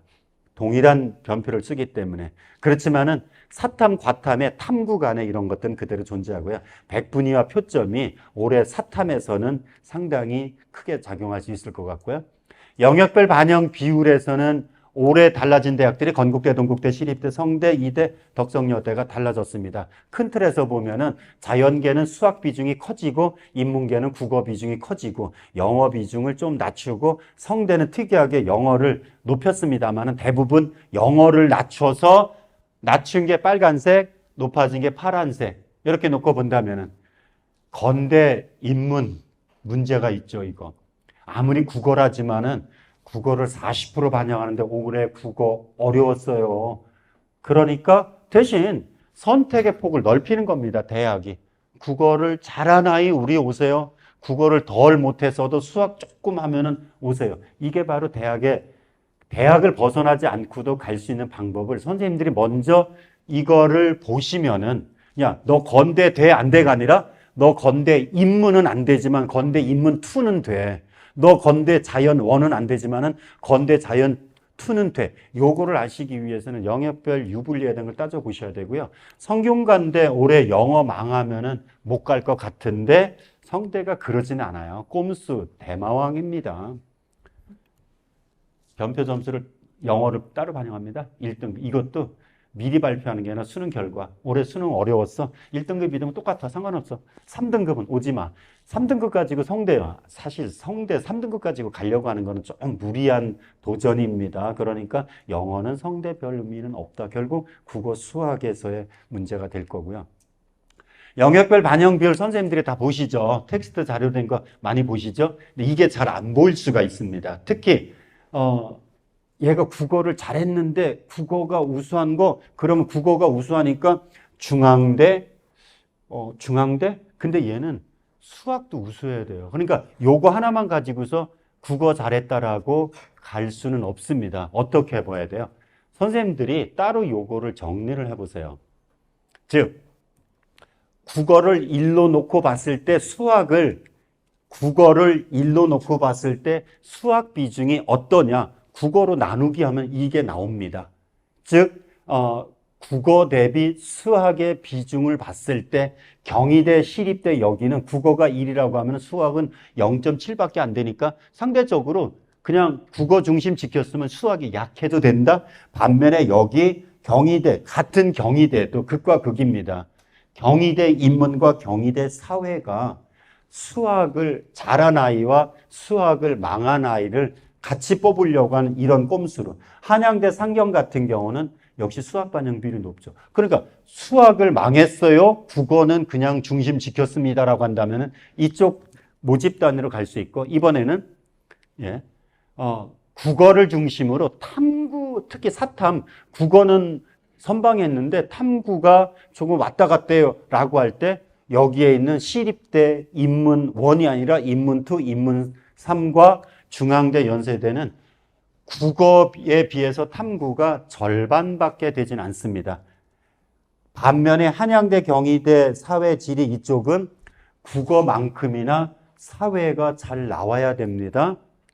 또 이번에는 수학이 문제죠. 인문 쪽 애들은 수학이 문제인데, 그러면 수학을 중심으로 탐구 망해도 돼요. 수학만 잘하면. 그러니까 국어 수학만 잘하고 탐구는 망해도 된다라고 했을 때 서강대, 중앙대, 서울시립대 2 같은 경우, 특히 중앙대 경영경제는 수학 대마왕이면 수학만 하면 됩니다. 국어 수학만. 이게 바로 다르죠. 그러니까 처음에 나와 있던 이 자료만으로 봐서는 언뜻 국어 괜찮아 수학 자료가 아니라 애들이 경우의 수를 따져서 요건 괜찮은데 요건 어떻다라고 했을 때 요거 기준으로 국어를 기준으로 수학을 기준으로 국어를, 수학을 기준으로 탐구를 이렇게 나눠 본다면은 아이들에게 지도할 수 있는 게, 상담할 때 너가 점수 구조를 보고 너가 국어 수학은 괜찮은데 탐구가 좀 문제지, 그러면 너는 여기부터 뒤져야 돼. 물론 이거는 중경실 라인까지 대학입니다. 점수가 350, 380, 390 이렇게 끊어진 구간에서 대학에 접근은 가능하다면은 그 권역에 접근하고 나서는 이런 자료가 필요하다는 것들이죠. 자연계에서는 일단은 국어, 수학에서 둘 다 어려웠는데 국어가 문제인데 수학을 잘했다, 못했다. 즉 국어를 중심으로 보면은 시립대 자연화는 국어가 1일 때 수학이 2예요. 수학 잘하면 국어 무너져도 됩니다. 반면에 서강대, 성균관대는 그렇게 국어에 비해서 수학이 두드러지진 않습니다. 여기는 뭐예요? 다 잘해야 된답니다. 여기는 국어, 수학을 다 잘해야 되지만은, 그러니까 여기는 별로 혜택이 없어요. 국어, 수학 다 잘하면 뭘 고민합니까? 근데 여기는 국어를 망했을 때 수학이 바탕이 된다면 갈 수 있는 자연계. 근데 사실 자연계는 수학 과탐 망하고서 선택하기는 쉽지 않죠. 그렇다면 이번에는 국어 기준으로 탐구 기준으로도 국어만 잘 나오면은 탐구 망해도 돼. 어디요? 여기요. 성균관대 여기는 탐구 상대적으로 낮습니다. 국어 중심으로. 근데 한양대 시립대는 국어보다 탐구 비중이 큰 대학이죠. 이게 관심입니다. 자연계에서 수학이야 기본적으로 잘해야 되는데 탐구 망했어요. 그런데 자연 있을래요? 라고 하는 애들이 서강대, 서울대, 성대, 시립대 정도가, 특히 서강대가, 그러니까 서강대는 탐구 망해도 되는데 이런 것들을 먼저 구간별로 찾아보시고, 지역 소재 대학도 선생님들께서 만드셔야 됩니다. 이거는 엑셀 대학의 입시 기관에서 주는 엑셀 자료 가지고 영역별 반영들이 있으면 그거를 구간별로 선생님들이 만들어 보시는, 만든 자료 가지고 선생님들이 다 상담 못 하세요. 그러니까 필요에 의해서 조금만 만드시면은 한눈에 보이는 자료가 만들어질 수 있다라고 하는 것들이죠. 경쟁률은 어차피 오르내림은 심합니다. 요거는 2022와 3을 비교했을 때 파란색과 빨간색이 겹쳐지지 중복되는, 여기는 경쟁률 똑같은데 별로 없다는 얘기죠. 오르내림이 심합니다. 요거는 같이 경희대 인문 2021, 22 똑같이 해본 자료입니다. 첫 번째 기본, 이걸 다 쳐다보고 있다는 겁니다. 전년도 경쟁률 보고 쓰기 때문에 전년도 경쟁률이 높았으니까, 근데 전년도 경쟁률이 높았어요. 그럼 올해 거기를 피해가는 애들이 많을까요? 그대로 질르는 애들이 많을까요? 피해가는 애들이 더 많대요. 그러니까 눈에 보이는 걸로. 그럼 경쟁률이 낮아. 그럼 여기 경쟁률이 높아질 거라고 생각하면서도 경쟁률이 낮으니까 여기 해볼래요. 이런 경향성들을 역으로 생각해 보는 것들도 필요한데, 어쨌든 경쟁률은 오르내림이 심하고요. 두 번째는 보통 그래 경쟁률 보고 쓰자라고 하는데 경쟁률 보고 쓰는 게 쉽지가 않아요. 전체 지원자들의 절반 이상이 마지막 날 오후에 원서 접수를 합니다. 그러니까 이 상위권 대학들 마감일 오전까지 2대1 안 되는 대학들이 훨씬 많습니다. 그러니까 경쟁률 보고 쓴다면은 적어도 이렇게 시간대별 경쟁률 자료 가지고 보셔야 됩니다. 그러니까 경쟁률 본다는 게 전년도 경쟁률은 최종 경쟁률만 나오거든요. 근데 그거는 의미가 없습니다. 그러니까 경쟁률은 반드시 시간대별 경쟁률을 가지고 작년에 시간대별로 이렇게 몰렸을 때 막판에 얼마나 몰렸느냐. 막판에 몰리는 비율을 블라인드 시간대, 그러니까 원서 마감일 1시, 2시에 발표하고 문 닫는 5시, 6시까지의 그 구간에 얼마나 들어왔냐고요. 평균 50% 정도입니다. 연세대는 60%, 70%가 원서 당일 오전까지 1대1이 안 됩니다. 그러니까 경쟁률을 가지고 본다면은 끝까지 가야 되고, 그리고 마지막에 아이들이 몰려서 서버가 터진다라고 하는 거는 걱정 안 하셔도 되는 것 같아요. 한 번도 그런 일이 없었기 때문에. 그래서 가군, 나군, 다군 중에서 하나는 미리 써놓고 하나는 마지막까지 한다면은 시간대별 경쟁률을 가지고 활용하는 거는 이렇게 해야 됩니다. 요거는 뭐 그냥 넘어가도록 하겠습니다. 이제 프로그램 가지고 마무리하죠. 이 프로그램의 성격이, 대기업 상담 프로그램은 이겁니다. 집 앞에까지 간 상태에서 이 집 문패가 맞는 거야, 번지수가 맞는 거야, 확인 작업하는 거고, 나머지 상담 프로그램들은 찾아가는 겁니다.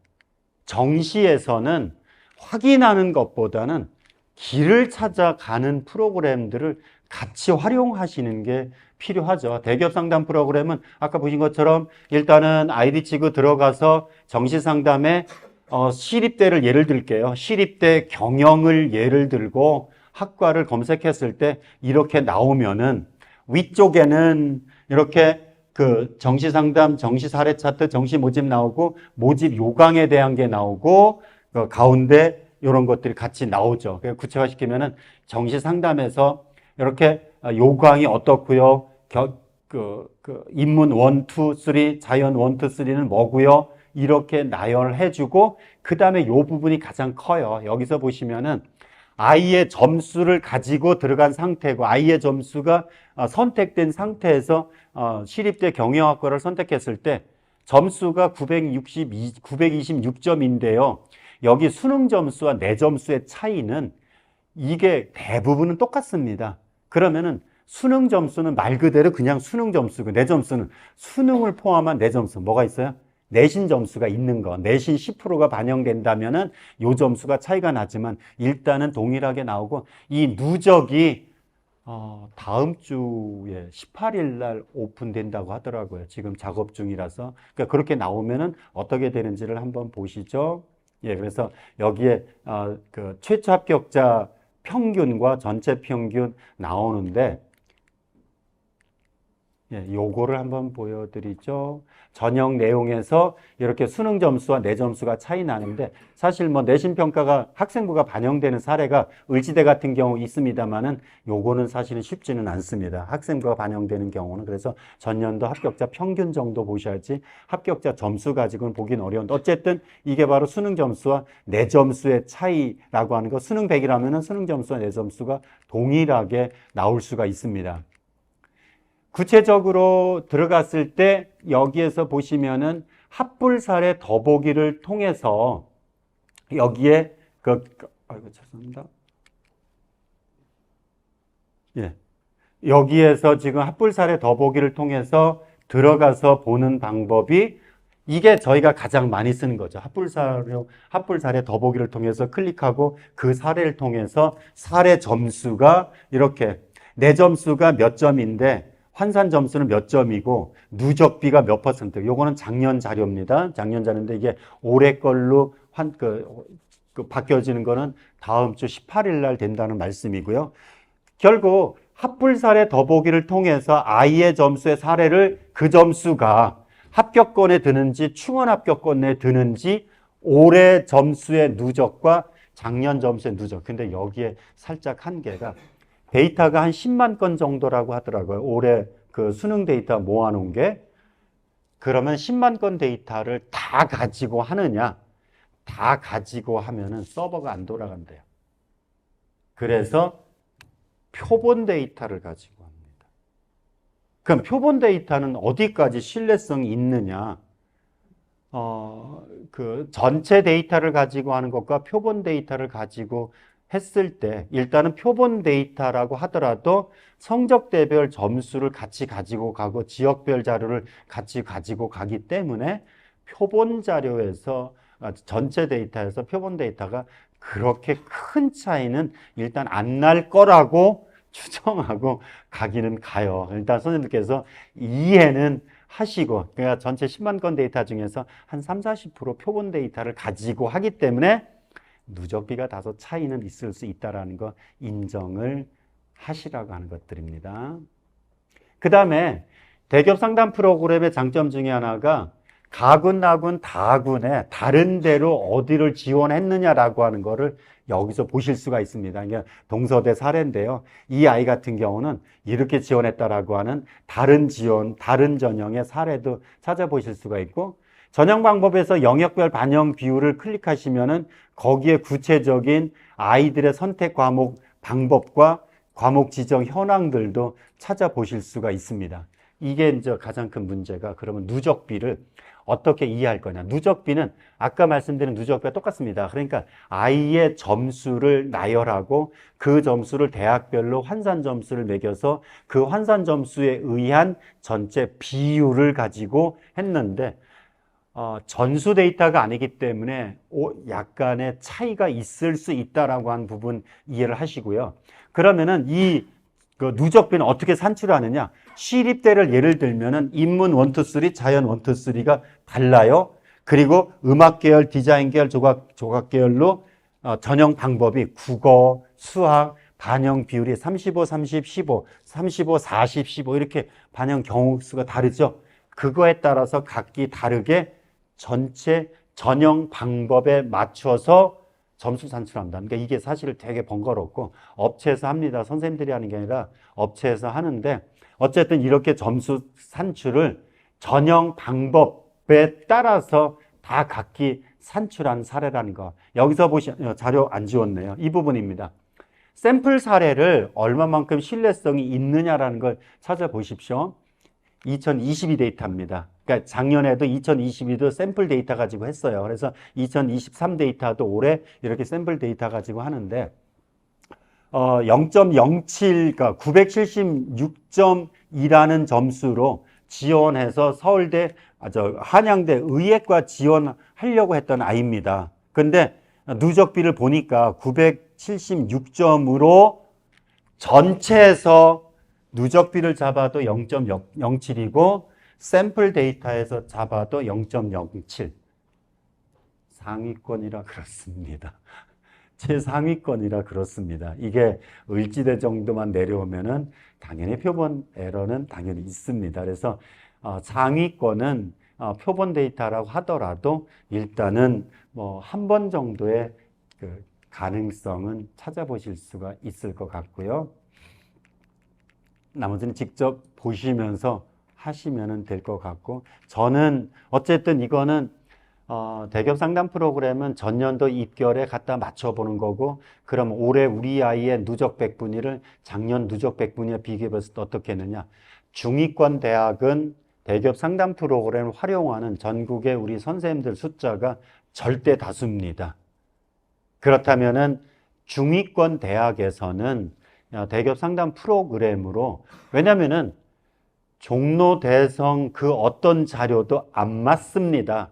더더욱 그쪽 자료가 더 안 맞고, 중위권 데이터는 오히려 우리 그 대기업 프로그램을 가지고 하는 게 더 나을 수도 있고, 상위권은 이거는 잠깐만요. 요거는 여기에서 정시 상담, 정시 사례 차트, 정시 계획에서 사례 차트를 클릭하고 들어가는 것. 처음에는 이걸로 보시면은 사례 차트로 I 점수가 236.1 때 가능권은 바로 여기란 얘기죠. 수시와 똑같습니다. 수시 상담 하셨던 것처럼 수시 사례 차트와 정시 사례 차트는 방식이 똑같습니다. 내 점수를 줄을 거주고, 가천대 성남 같은 경우에는 지원자 그룹대에서 조밀한 그룹대에서 상위권에 있고 아래쪽까지는 충분히 해볼 만한 점수라고 하는 것들이고, 반면에 강남대로서는 점수 구조가 맞지 않아서 강남대 합격자 수준에 봤을 때는 오히려, 아니요, 거꾸로네요.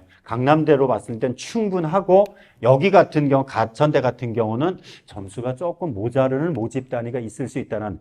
그리고 나서 여기를 클릭해서 들어가셨을 때 바로 구체적으로 이렇게 나올 수 있는, 들어가서 검색을 하고, 검색을 했을 때 요거를 클릭했을 때 구체적으로 밑에 뜨고, 요거를 다시 클릭하면은 아까 합불 사례가 쭉 펼쳐지는 걸로 가는 거죠. 그래서 처음에 일단은 단순 표점 합으로, 백분위 점수, 표준 점수 합으로 점수 보고 차트에서 찾아서 가는 방법, 아니면은 처음부터 아예 여기에서 지금 정시 상담에서 점수에 따른 백분위 대학과 학과를 클릭하고 학과에 뜨는 것을 가지고 사례를 통해서 더블 클릭해서 구체적으로 점수를 찾아가는 방법, 이거나 아니면은 이거는 작년 점수를 가지고 거꾸로 찾아가는 방법, 두 가지 다 선생님들이 쓰실 수 있는데, 어쨌든 한번 거쳐서 누적 백분위는, 올해 누적 백분위도 정확하지 않기 때문에 입시 기관마다 달라요. 근데 작년 누백과 올해 누백을 연결시키는 것에 약간의 차이는 분명히 있을 수 있다라고 하는 정도로 이해를 하셨으면 좋겠어요. 센진학은 대기업 상담 프로그램과는 성격이 거꾸로 성격입니다. 이거는 점수를 찾아가는, 지원 가능권을 찾아갑니다. 그래서 데이터가 많은 대기업 상담 프로그램을 통해서 전년도 입결 자료를 보신다면은 이번에는 구체적으로 어느 정도의 가능성이 있는지는 센진학을 통해서 보시는 게 필요할 것 같아요. 이건 작년 데이터입니다. 아직 안 만들어서. 작년 같은 경우에 전체 과탐 27%, 사탐 28%의 거의 3분의 1에 해당되는 실 데이터를 모아서 했다라고 하는 거. 올해 초기 화면인데 아직 데이터가 다 들어가진 않았습니다. 여기에서 정시 지도 들어가고 지원 결과, 이렇게 작년 자료라서 이렇게 보여지는데, 선생님들이 보실 때는 여기를 보시면 됩니다. 그러니까 선생님들이, 지역 소재 선생님들이 요 프로그램 사용 설명서가 PDF로 탑재되어 있는데 이거를 읽어보지 않으시면은 메뉴에 대한 이해와 그 다음에 메뉴의 활용도가 확 떨어집니다. 그냥 이거 안 읽어보고 그 점수 넣고서 선택하면요, 엑셀 데이터 보는 거와 크게 차이가 안 나요. 여기에서 몇 점 플러스 마이너스인데 이게 돼, 안 돼? 왜요? 점수 산출해서 방식이 이렇게 점수를 플러스 마이너스 5점, 10점, 15점 선택하고 클릭해서 이렇게 점수 산출을 하게 돼 있는데 일단은 메뉴에 대한 활용은 선생님들께서 한 번만 보시면 돼요. 이거 다운로드 받으셔갖고 열어보고서 한 번씩 눌러보시면 충분히 하실 수가 있는 거고 여기서는 단순 표점 합으로 지원 가능권을 잡아주고 그거를 클릭해 들어갔을 때 이렇게 환산점에서 따라하기를 했습니다. 사실 고속성장에 이게 워낙 또 핫한 거라서 좀 더 가독성 높이기 위해서 안정, 적정, 소신인데 이거는 사실 그렇게 믿지는 마세요. 입시기관에서 안정, 소신이 아니라 아까 보셨던 것처럼 그 성균관대 글경이 뚫리고 성균관대 한문교육이 올라갔던 이유는 아이들의 선호도 차이라고 하는 것. 성균관대는 760에서 760 환산점으로 760에서 770점 정도는 돼야 돼요라고 한다면은 그 대학 내에서의 학과의 서열은 이런 프로그램에 의해서는 찾는 거는 불가능합니다. 여기서부터는 아예 선생님들께서는 그냥 안정 지원으로 합격할래요라고 하면 거기서 찍어주는 점수를 가면 되지만은 그렇지만은 세 군데 중에 하나는 정말 가고 싶은 대학을 30점을 극복하고 갈 수 있는 30점 극복이 될까요? 안 될까요? 될 수도 있고 5점이 극복이 안 될 수도 있습니다. 그러니까 애들이 그냥 고만고만 모여서 움직이지도 않는데라고 한다면 합격선 변화가 없어요. 근데 애들이 요동치는 애들 허수도 집어넣고 애들 그렇게 말하면 안 되지만 점수가 되든 안 되든 막 질러대는 애들까지 들어온다 그러면 생략된 말이 개나 소나란 말을 하려고 그랬는데 이거 잘못하면 애를 비하한다고 할까 참아. 그게 아니라 점수가 안 되는데도 막 이렇게 하려고 하는 아이들까지 막 몰린다 그러면은 20, 30점 요동 쳐요. 근데 그거를 찾아내는 방법은 여러 가지를 통해서 보셔야 됩니다. 일단 이렇게 점수를 통해서 아이들이 지원 가능권을 여기서 찾아준다면 여기 앞 단계에서는 표준 점수로 요렇게 찾아주고 그거를 다시 클릭했을 때는 환산점으로 네 점수대에서 네 표준 점수가 397인데 네 점수를 가지고 여기 지원하면은 670, 그러니까 25% 내에 드는 애들이 여기 몰려 있고 50% 내에 드는 애들은 668점이야. 그리고 전체 평균은 668점이야. 즉 내 점수가 662점인데 397점을 가지고 내 점수라고 한다 그러면은 662점이 내 점수인데 애들의 분포는 20%, 50%, 70%에 이렇게 분포되어 있어. 분포되어 있는 정도. 뭘 가지고? 표본 데이터가 그래서 중요합니다. 그러니까 표본 데이터가 수능 데이터 한 3분의 1 정도인데 아예 표본 데이터의 3분의 1밖에 안 되지만 그 표본 데이터 중에서 요 정도 위치가 돼. 그럼 선택할 수 있는 게 20% 내에 드는 성적 가지고서는 특별하게 충원율이 많이 높아지지 않는 동안은 쉽지는 않죠. 그렇지만 70% 내에 드는 성적이라고 한다면 얘기는 달라질 수 있다는 것들이죠. 거기에다가 마지막에 이렇게 가군, 나군, 다군 저장도 되고요. 전문대 상담 프로그램까지 따로 있습니다. 전문대 남아있는 애들이 한 10%, 20%밖에 되진 않지만은 마지막에 전문대까지 가려고 하는데 선생님들께서 그냥 네 쓰고 싶은 대로 써라 이건 아닐 것 같아요. 적어도 이런 프로그램 가지고 전년도 입결 가지고 하는 거를 여기서 좀 보셨으면 좋겠고요. 고속성장기는 한번 쓰는 게 저는 좋을 것 같아요. 사교육 프로그램이긴 하지만은 여기 들어가서 파파 안달브루스 이 카페 만든 사람이 왜 만드는 줄 아세요? 아빠가 애 대학 보내려고 안달복을 딱 해서 안달난 아빠들의 모임이 이 카페입니다. 근데 여기에 들어가 보시면은 이게 잘렸네. 예, 여기요. 여기에 왼쪽 메뉴에 고속성장이라고 만들어 놓고 고속성장을 이렇게 팝니다. 제가 이거를 광고하겠습니까? 요거요. 고등학교 교사 선생님들한테는요 무료로 제공합니다. 그러니까 이렇게 보내주시면은 다 그냥 줍니다. 줘요. 가채점에서도 이미 받았고 실제점 초판이 나왔습니다. 실제점 초판.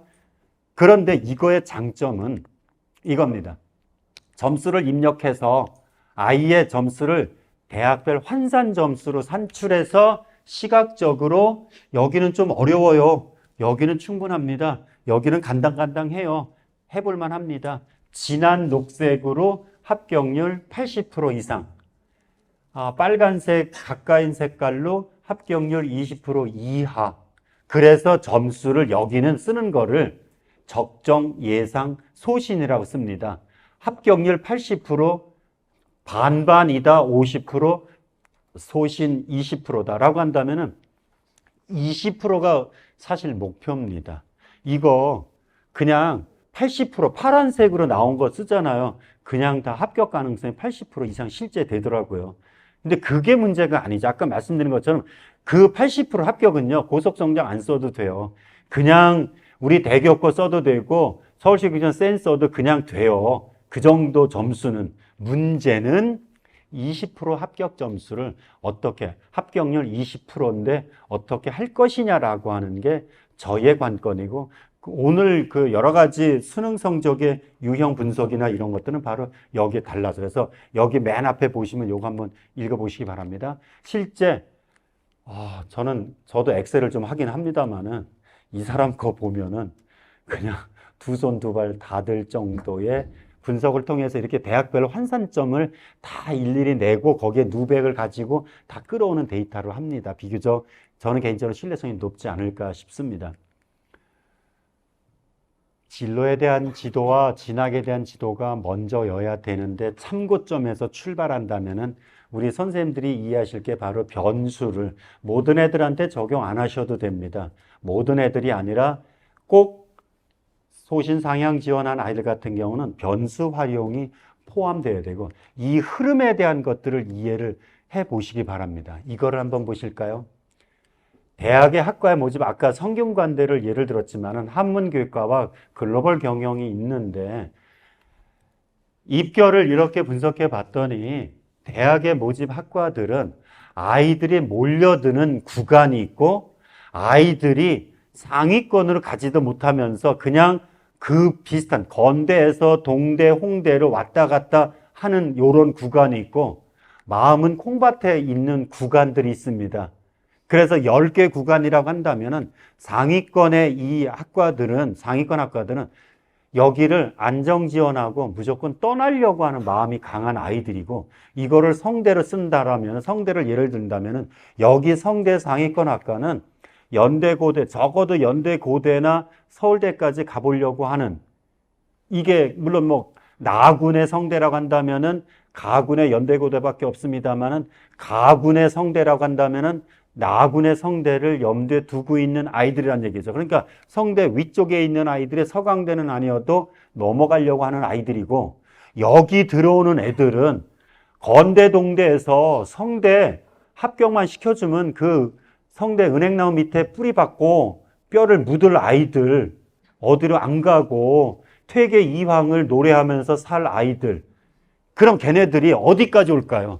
여기까지 올라올까? 못 올라온다는 거죠. 이미 안정권으로 건대, 동대 내지는 중경실 라인을 안정권으로 썼다 그러면은 여기까지 질러대는 것보다 일단은 묻혀. 왜? 여기가 목표고 여기가 꿈의 대학이고. 그러면 합격의 가장 만족도는 어디가 높을까요? 당연히 여기 구간에 합격한 애들이 가장 만족도가 높을 거고, 얘네들은요 만족도 꽝입니다. 재수 직전입니다. 합격하더라도. 얘네들은 다 마음에 안 드는 애들이에요. 얘네들은 학교도 마음에 안 들고 학과도 마음에 안 들어. 왜요? 어디 가지도 못하는 점수입니다. 얘네들이. 그러니까 얘네들은 왔다 갔다는 계속해요. 근데 이 구간에 있는 학과들은 점수 폭이 그렇게 클 수가 없어요.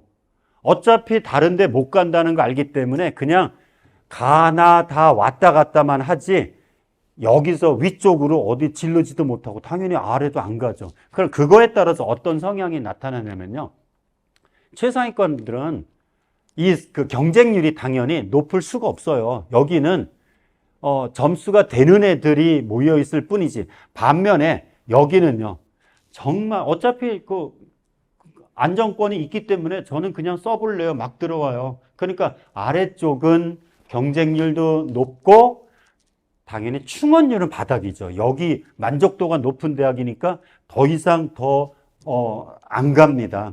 합격선은 높지는 않은데 변동이 심할 수가 있습니다. 그러니까 이 구간은 합격선이 높지는 않은데 경쟁률에 따라서 합격선이 막 춤출 수 있는. 반면에 이쪽은 이탈하는 아이들이 여기를 안정권으로 쓰고 상위권 대학으로 쓰려고 해요. 그러면은 최상위권 학과를 쓰기보다는 2번, 3번, 3번, 4번 쪽에 최상위권 아래쪽의 학과에다가 둘 가능성이 높겠죠. 그러니까 최상위권 학과가 펑크나는 이유가 바로 이겁니다. 즉 2번, 3번, 4번의 학과들은 안정적으로 쓰고 다른 데 가서 걔네들이 빠져나가면 비지만은 걔네들이 진로되진 않아요. 그러니까 1번은 어떤 애들이요? 정신 나간 애들이 있어요. 여기서 그냥 써요. 완전 헛수. 근데 그 숫자가 많지는 않기 때문에 70% 컷으로서는 이게 안 나오는데 최저선에서 이게 나옵니다. 그래서 입결자를 보실 때 70%보다도 최저 자료를 좀 찾아보실 때 일단은 뭐 안정권을 쓴다면 대충 이런 경향성들이 있다라고 하는 거죠. 그래서 합격 보장보다는 합격자의 상대적 위치는 아까 수능 점수부터 시작해서 아이의 점수 구조와 경쟁률까지 그리고 모의 지원을 절대 신뢰할 필요는 없습니다. 그거는 과학이 아닙니다. 그거는 경향성에서 분석을 하는 것들이 필요하고요. 우리 대기업 상담 프로그램과 센진학에다가 그리고 고속성장기 정도만 가지고 보신다면은 엑셀 배치표 필요 없고 서울시 교육청에서 만들어서 배포한 그 분석과 전략이라는 자료는 정리가 총론 자료에 총론이 있고 대학별 자료가 있는데 길잡이 책을 통해서 아까 말씀드린 영역별 반영 비율이나 이런 자료들 그대로 보시면서 펼쳐놓고 보시면은 프로그램 3개 가지고 보시면은 얼마든지 가능하지 않을까 싶습니다. 감사합니다.